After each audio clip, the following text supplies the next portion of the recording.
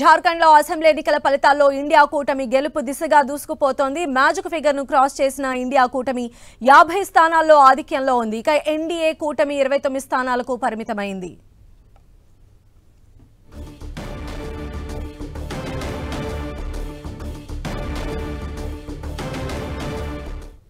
So ఒకవైపు వయనాడులో ప్రియాంక గాంధీ దూసుకుపోతూ ఉన్నారు. మరోవైపు జార్ఖండ్ లో కూడా అసెంబ్లీ ఎన్నికల ఫలితాల్లో ఇండియా కూటమి గెలుపు దిశగా దూసుకుపోతోంది. మరిన్ని అప్డేట్స్ అందించడానికి మా ప్రతినిధి ప్రతాప్ మనకు అందుబాటులో ఉన్నారు. ప్రతాప్.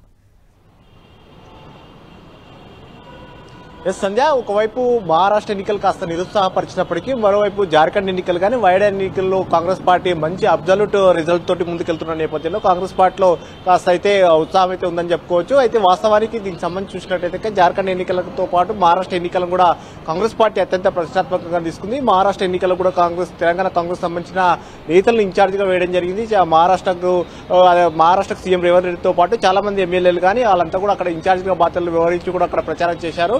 కానీ అక్కడ రిజల్ట్ కాస్త నిరుత్సాహపరిచినప్పటికీ జార్ఖండ్కు సంబంధించి కూడా ఇప్పుడు సీఎం బట్టి విక్రమార్క అక్కడ ఇన్ఛార్జిగా వ్యవహరించారు. కొంతమంది ఎమ్మెల్యేలు కూడా అక్కడ కూడా బాధ్యతలు అప్పగించిన పరిస్థితి, వారందరూ కూడా అక్కడ పనిచేశారు. వీటితో పాటు ముఖ్యంగా వయనాడు ఎన్నికలను అయితే చూసినట్లయితే కనుక వయనాడులో గ్రాండ్ విక్టరీ దిశగా ప్రియాంక గాంధీ దూసుకెళ్తుండడం కాంగ్రెస్ పార్టీలో కాస్త జోష్ అయితే నింపుతుందని చెప్పుకోవచ్చు. ఎందుకంటే ప్రియాంక గాంధీ పూర్తిగా అచ్చం వాళ్ళ ఇందిరాగాంధీ పోలిక మీదుగా ఉంటుంది కాబట్టి ఇందిరాగాంధీ అంటే పూర్తిగా ఇక్కడ తెలంగాణతో పాటు ఏపీకి సంబంధించిన తెలుగు రాష్ట్రాలకు అత్యంత దగ్గర సంబంధాన్ని కూడా చెప్పుకోవచ్చు. మెదక్ నుంచి ఆమె పోటీ చేయడం కానీ ఆ విధంగా అవినాభావ సంబంధం అయితే ఇక్కడ తెలుగు రాష్ట్రాలతో ఉంది కాబట్టి ఖచ్చితంగా ఆమె ఎంట్రీ సౌత్ ఇండియా నుంచి ఆమె ఎంట్రీ గ్రాండ్ విక్టరీగా దిశగా దూసుకెళ్తుంది కాబట్టి ఖచ్చితంగా కాంగ్రెస్ లో ఒక జోష్ ఒక నమ్మకం కుదురుతుంది. మొదట్లో మనం చూడొచ్చు తెలంగాణ ఎన్నికల సందర్భంగా కూడా పదే ప్రియాంక గాంధీని కూడా ఇక్కడ నుంచి బాధ్యతలు తీసుకోవడం కానీ ఇక్కడ అప్పుడు నాయకుల మధ్య సఖ్యత లేనప్పుడు కూడా ప్రియాంక గాంధీ జోక్యం చేసుకుని మాట్లాడిన సందర్భాలు ఉన్నాయి. సో ఈ పరిస్థితుల నేపథ్యంలో సౌత్ ఇండియన్ మొత్తం కూడా ఆమె ఆమె లీడ్ తీసుకొని ఇక్కడ నడిపించే అవకాశం ఉన్నట్టు కూడా కాంగ్రెస్ పార్టీ వర్గాలు భావిస్తున్నాయి. So Priyanka Gandhi grand victory అనేది అంటే జనరల్ ఎలక్షన్ లో రాహుల్ గాంధీ గెలిచిన దానికంటే ఎక్కువగా మెజార్టీ దిశగా ఆమె దూసుకెళ్తున్న పరిస్థితి అయితే కనబడతా ఉంది.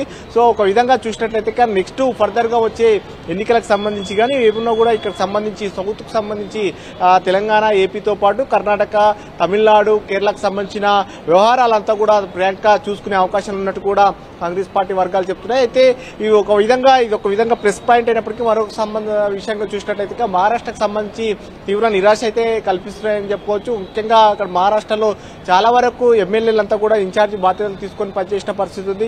సీఎం రేవంత్ రెడ్డి కూడా పలుమార్లు వెళ్లి అక్కడ బాధ్యత తీసుకుని పనిచేసిన పరిస్థితి అయితే ఉంది.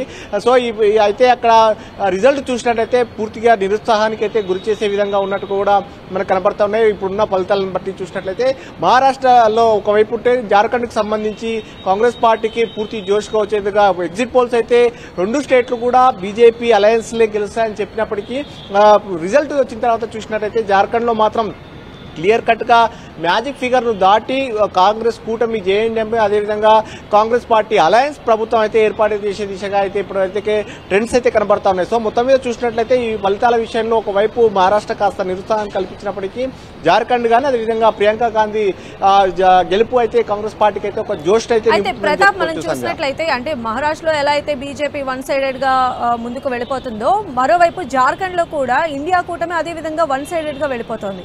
అంటే ఎలాంటి అక్కడ వ్యూహాలు రచించారనుకోవచ్చు, అక్కడ వారికి కలిసి వచ్చినటువంటి స్థానిక అంశాలు ఏమై ఉండొచ్చు?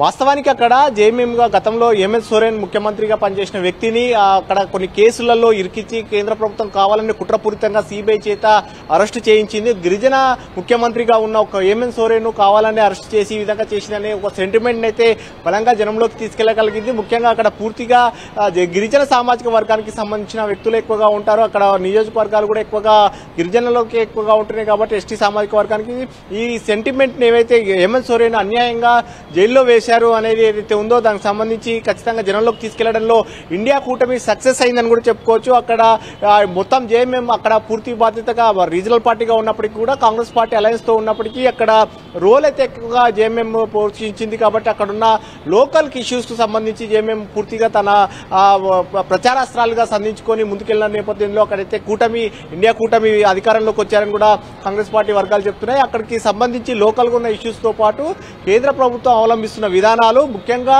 స్థానిక నేతలను అణచివేసే ధోరణి ఏదైతే ఉందో దానికి సంబంధించి జనంలోకి విస్తృతంగా తీసుకెళ్లాలని జనం కూడా యాక్సెప్ట్ చేసి ఎన్నికల్లో బంపర్ మెజార్టీ విషయంగా చూసుకెళ్లే ప్రయత్నం కూడా చేస్తున్నారు. అయితే మరోవైపు మహారాష్ట్ర ఎన్నికలకు కాంగ్రెస్ పార్టీ విజయం సాధించాలి, కానీ అక్కడ జరుగుతున్న పరిణామాలు కానీ మనకు దేశవ్యాప్తంగా కొన్ని చోట్ల బీజేపీ పూర్తిగా ఇది చేస్తుంది కాబట్టి ఈవీఎంలను ట్యాంపరింగ్ చేస్తుందనే ఒక ఆరోపణలు కూడా చేస్తున్న పరిస్థితి. సో మొత్తం దీనికి సంబంధించి మహారాష్ట్ర ఎన్నికలకు ఒకవైపు కాస్త డిసప్పాయింట్ ఉన్నప్పటికీ జార్ఖండ్ ఎన్నికల్లో ఎగ్జిట్ పోల్స్ బీజేపీకి చూపించినప్పటికీ కూడా జార్ఖండ్ ఎన్నికల్లో కాంగ్రెస్ పార్టీ ఇండియా కూటమి విజయం సాధించడం కాంగ్రెస్ పార్టీ వర్గాల్లో అయితే కాస్త జోష్ అయితే నింపుతుందని చెప్పుకోవచ్చు.